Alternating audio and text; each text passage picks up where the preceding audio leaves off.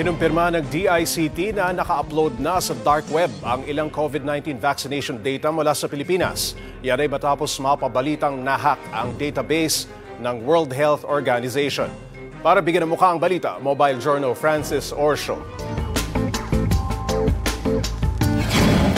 Matapos ang kaliwat ng hacking sa ilang government websites, kinumpirma ng Department of Information and Communications Technology na pati ang COVID-19 vaccination data ng Pilipinas nanakaw na rin.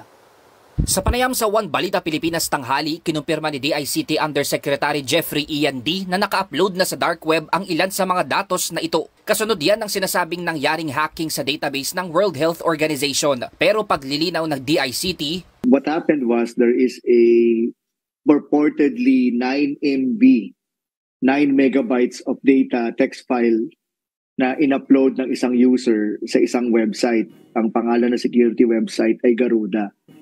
Tapos claim nila na ito ay coronavirus data na galing sa WHO.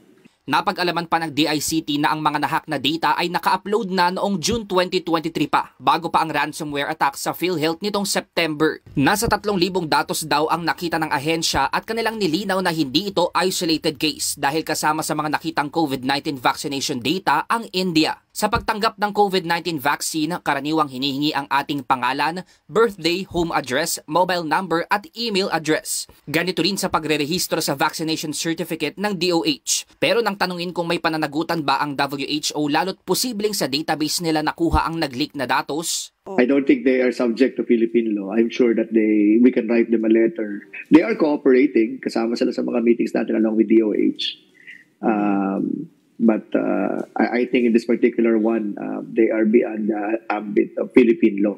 Tinatayang 80 milyong Pilipino ang nakakumpleto ng 2 dose ng COVID-19 mula 2021. Dahil sa nakompromisong COVID-19 vaccination data mula Pilipinas, muling nagpaalala ang DICT na mas maging mapanuri online. Payo pa ng ahensya, regular na magpalit ng password sa mga accounts at gumamit ng strong password. Gumamit din ng multi-factor authentication para sa karagdagang security. At huwag ding mag-click ng mga kaduda-dudang links dahil baka maging biktima pa ng phishing. Mobile journalist Francis Orsio po, hatid ang mukha ng balita. Gusto mo bang lagi kang updated sa mga balita? Aba, ay simple lang. Mag-subscribe ka na dito sa 1PH. I-click mo lang ang subscribe button at notification bell para hindi ka nahuhuli sa mga balitang dapat mong malaman.